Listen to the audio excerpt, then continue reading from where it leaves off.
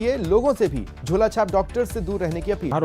23 जनवरी यानी नेताजी सुभाष चंद्र बोस की जन्म जयंती से शुरू होगा और 30 जनवरी तक यानी गांधी जी की पुण्यतिथि तक चलेगा। इंडिया गेट पर नेताजी की डिजिटल प्रतिमा भी स्थापित की गई है।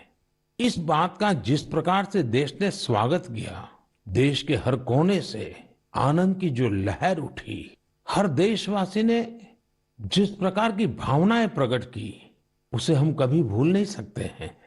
साथियों, आजादी के अमृत महोत्सव में देश इन प्रयासों के जरिए अपने राष्ट्रीय प्रतीकों को पुनर्प्रतिष्ठित कर रहा है। हमने देखा कि इंडिया गेट के समीप अमर जवान ज्योति और पास में ही नेशनल वॉर मेमोरियल पर प्रज्वलित ज्योति को एक किया गया। इस भावुक अवसर पर कितने ही देशवासियों और शहीद परिवारों की आंखों में आंसू थे। नेशनल वॉर मेमोरियल में आजादी के बाद से शहीद हुए देश के सभी जाबाजों के नाम अंकित किए गए हैं।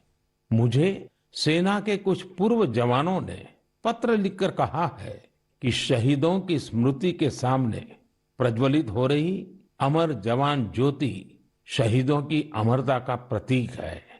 सच में अमर जवान ज्योति की ही तरह हमारे शहीद, उनकी प्रेरणा और उनके योगदान भी अमर है। मैं आप सभी से कहूंगा, जब भी अवसर मिले नेशनल वॉर मेमोरियल जरूर जाएं, अपने परिवार और बच्चों को भी जरूर ले जाएं। यहाँ आपको एक अलग ऊर्जा और प्रेरणा का अनुभव होगा। साथियों, अमृत महोत्सव के इन आयोजनों के बीच देश में कई महत्वपूर्ण राष्ट्रीय पुरस्कार भी दिए गए हैं। एक है प्रधानमंत्री राष्ट्रीय बाल पुरस्कार।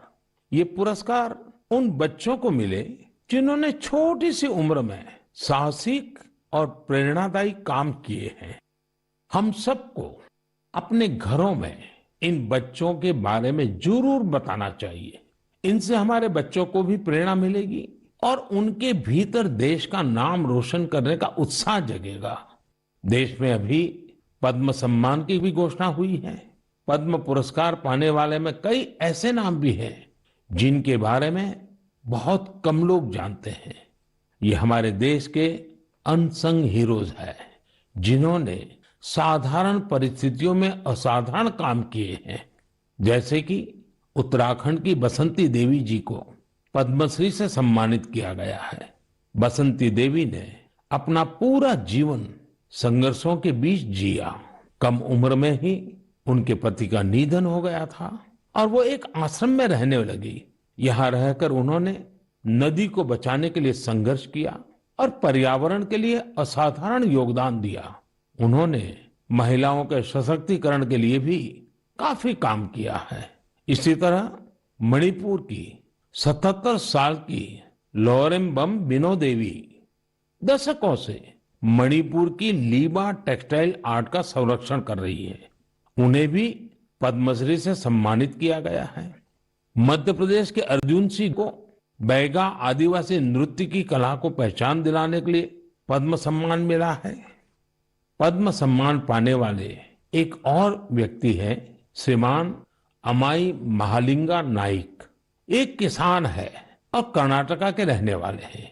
इन्हें कुछ लोग टनल मैन भी कहते हैं। उन्होंने खेती में ऐसे ऐसे इनोवेशन किए हैं जिन्हें देखकर कोई भी हैरान रह जाए। इनके प्रयासों का बहुत बड़ा लाभ छोटे किसानों को हो रहा है। ऐसे और भी कई अनसंग हीरोज हैं जिन्हें देश ने उनके योगदान के लिए सम्मानित किया है। आप जरूर इनके बारे में जानने की कोशिश करिए। इनसे हमें जीवन में बहुत कुछ सीखने को मिलेगा। मेरे प्यारे देशवासियों, अमृत महोत्सव पर आप सब साथी मुझे ढेरों पत्र और मैसेज भेजते हैं, कई सुझाव भी देते हैं। इसी श्रृंखला में कुछ ऐसा हुआ है जो मेरे लिए अविस्मरणीय है। मुझे 1 करोड़ से ज्यादा बच्चों ने अपने मन की बात पोस्टकार्ड के जरिए लिखकर भेजी है। ये 1 करोड़ पोस्टकार्ड देश के अलग अलग हिस्सों से आए हैं, विदेश से भी आए हैं। समय निकालकर इनमें से काफी पोस्टकार्ड को मैंने पढ़ने का प्रयास किया है। इन पोस्टकार्ड्स में इस बात के दर्शन होते हैं कि देश के भविष्य के लिए हमारी नई पीढ़ी की सोच कितनी व्यापक और कितनी बड़ी है। मैंने मन की बात के श्रोताओं के लिए कुछ पोस्टकार्ड छांटे हैं जिन्हें मैं आपसे शेयर करना चाहता हूं। जैसे यह एक असम के गुवाहाटी से रिद्धिमा स्वर्गियारी का पोस्टकार्ड है। रिद्धिमा क्लास 7th की स्टूडेंट है और उन्होंने लिखा है कि वो आजादी के 100वें साल में एक ऐसा भारत देखना चाहती हैं जो दुनिया का सबसे स्वच्छ देश हो, आतंकवाद से पूरी तरह से मुक्त हो, 100% साक्षर देशों में शामिल हो, जीरो एक्सीडेंट कंट्री हो और सस्टेनेबल तकनीक से फूड सिक्योरिटी में सक्षम हो। रिद्धिमा, हमारी बेटियां जो सोचती हैं, जो सपने देश के लिए देखती हैं, वो तो पूरे होते ही हैं जब सबके प्रयास जुड़ेंगे। आपकी युवा पीढ़ी इसे लक्ष्य बनाकर काम करेगी तो आप भारत को जैसा बनाना चाहती हैं वैसे जरूर होगा। एक पोस्टकार्ड मुझे उत्तर प्रदेश के प्रयागराज की नव्या वर्मा का भी मिला है। नव्या ने लिखा है कि उनका सपना 2047 में ऐसे भारत का है जहां सभी को सम्मानपूर्ण जीवन मिले, जहां किसान समृद्ध हो और भ्रष्टाचार न हो। नव्या, देश के लिए आपका सपना बहुत सराहनीय है। इस दिशा में देश तेजी से आगे भी बढ़ रहा है। आपने भ्रष्टाचार मुक्त भारत की बात की। भ्रष्टाचार तो दीमक की तरह देश को खोखला करता है। उससे मुक्ति के लिए 2047 का इंतजार क्यों? ये काम हम सभी देशवासियों को, आज की युवा पीढ़ी को मिलकर करना है, जल्द से जल्द करना है। और इसके लिए बहुत जरूरी है कि हम अपने कर्तव्यों को प्राथमिकता दें। जहां कर्तव्य निभाने का एहसास होता है, कर्तव्य सर्वोपरि होता है, वहां भ्रष्टाचार फटक भी नहीं सकता। साथियों, एक और पोस्टकार्ड मेरे सामने है चेन्नई से मोहम्मद इब्राहिम का। इब्राहिम 2047 में भारत को रक्षा के क्षेत्र में एक बड़ी ताकत के रूप में देखना चाहते हैं। वो चाहते हैं कि चंद्रमा पर भारत का अपना रिसर्च बेस हो और मंगल पर भारत मानव आबादी को बसाने का काम शुरू करे। साथ ही इब्राहिम पृथ्वी को भी प्रदूषण से मुक्त करने में भारत की बड़ी भूमिका देखते हैं। इब्राहिम, जिस देश के पास आप जैसे नौजवान हो, उसके लिए कुछ भी असंभव नहीं है। साथियों, मेरे सामने एक और पत्र है मध्य प्रदेश के रायसेन में सरस्वती विद्या मंदिर में क्लास 10 की छात्रा भावना का। सबसे पहले तो मैं भावना को कहूंगा कि आपने जिस तरह अपने पोस्टकार्ड को तिरंगे से सजाया है वो मुझे बहुत अच्छा लगा। भावना ने क्रांतिकारी शिरीष कुमार के बारे में लिखा है। साथियों, मुझे गोवा से लॉरेंसियो परेरा का पोस्टकार्ड भी मिला है। ये क्लास 12 की स्टूडेंट है। इनके पत्र का भी विषय है आजादी के अनसंग हीरोज। मैं इसका हिंदी भावार्थ आपको बता रहा हूं। इन्होंने लिखा है, भिकाजी कामा भारतीय स्वतंत्रता संग्राम में शामिल रही सबसे बहादुर महिलाओं में से एक थी। उन्होंने बेटियों को सशक्त करने के लिए देश विदेश में बहुत से अभियान चलाए, अनेक प्रदर्शनियां लगाई। निश्चित तौर पर भिकाजी कामा स्वाधीनता आंदोलन की सबसे जाबाज महिलाओं में से एक थी। 1907 में उन्होंने जर्मनी में तिरंगा फहराया था।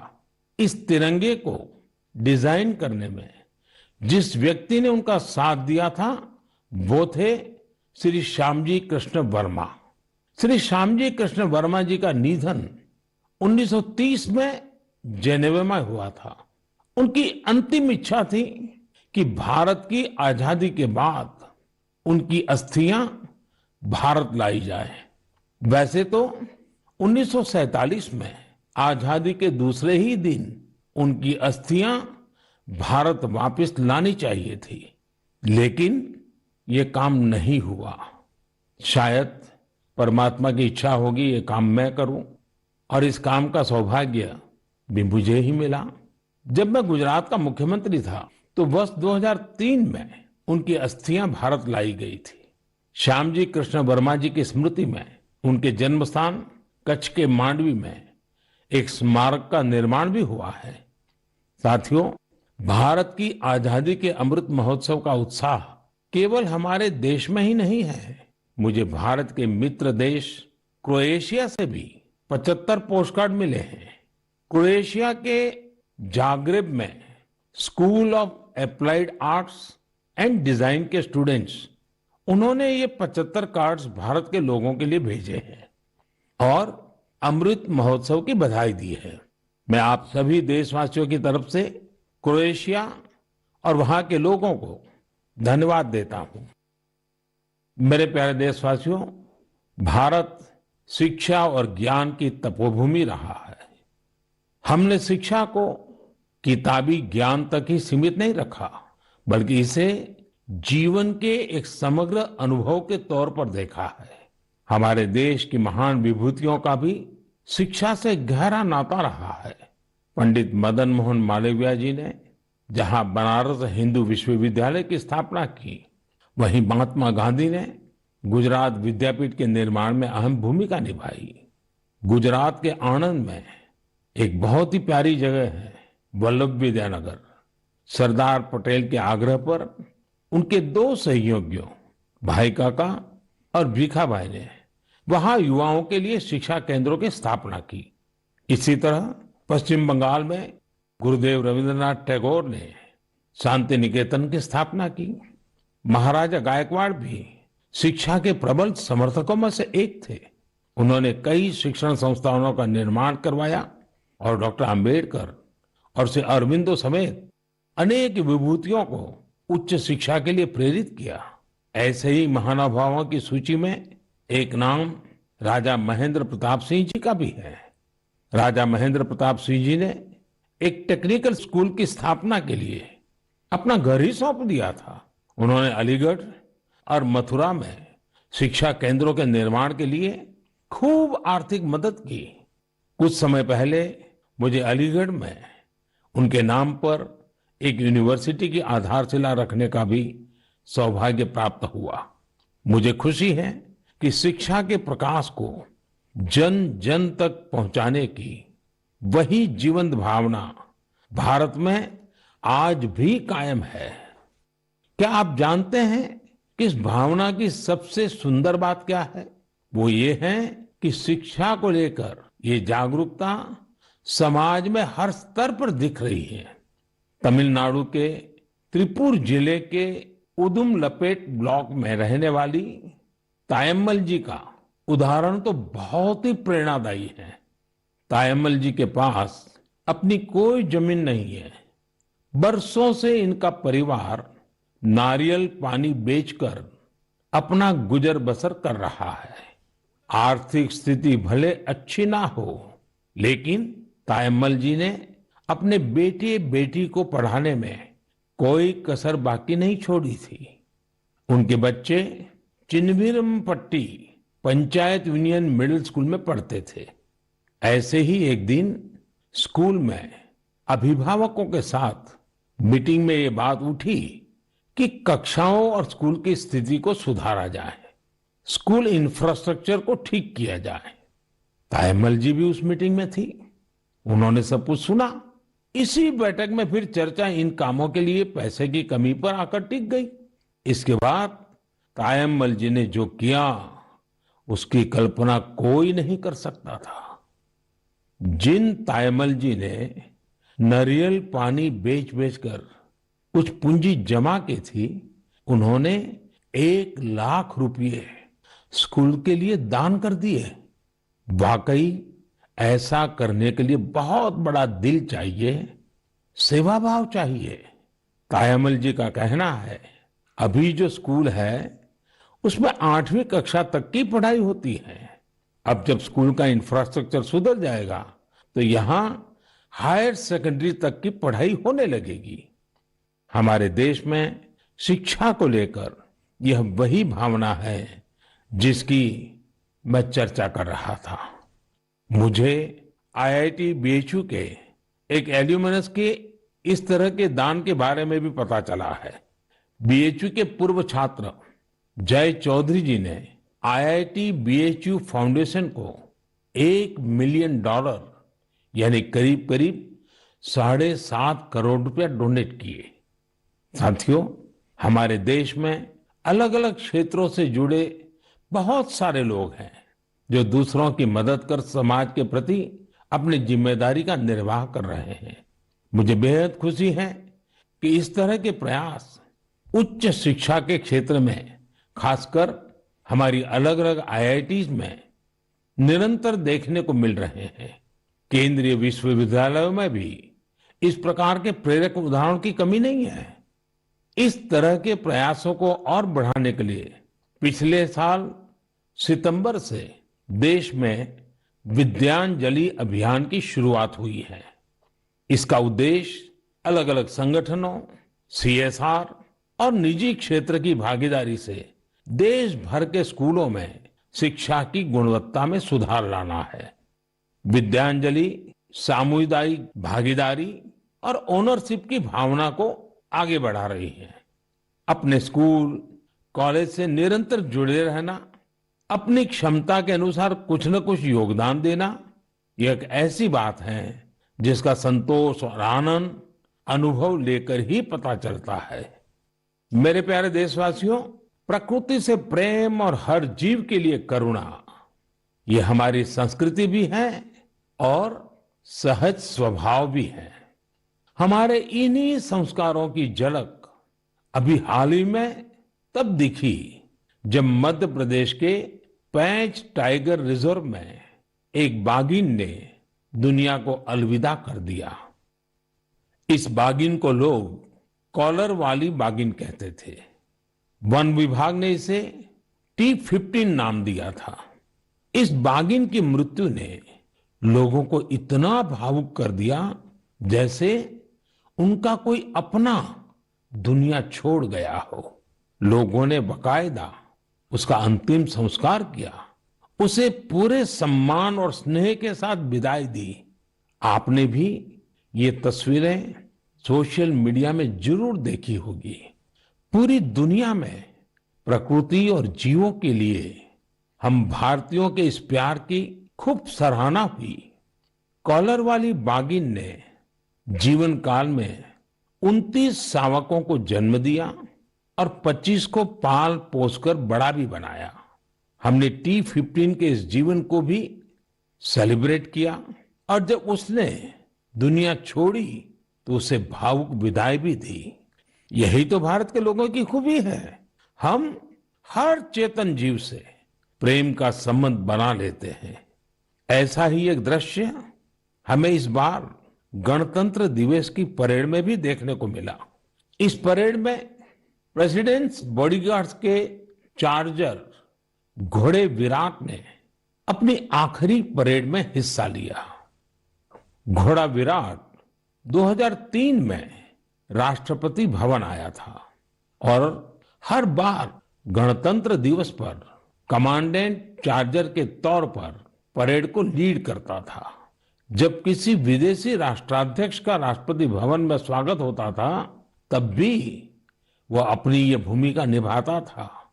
इस वर्ष आर्मी डे पर घोड़े विराट को सेना प्रमुख द्वारा कॉज कमेंडेशन कार्ड भी दिया गया। विराट की विराट सेवाओं को देखते हुए उसकी सेवानिवृत्ति के बाद उतने ही भव्य तरीके से उसे विदाई दी गई। मेरे प्यारे देशवासियों, जब एकनिष्ठ प्रयास होता है, नेक नियत से काम होता है तो उसके परिणाम भी मिलते हैं।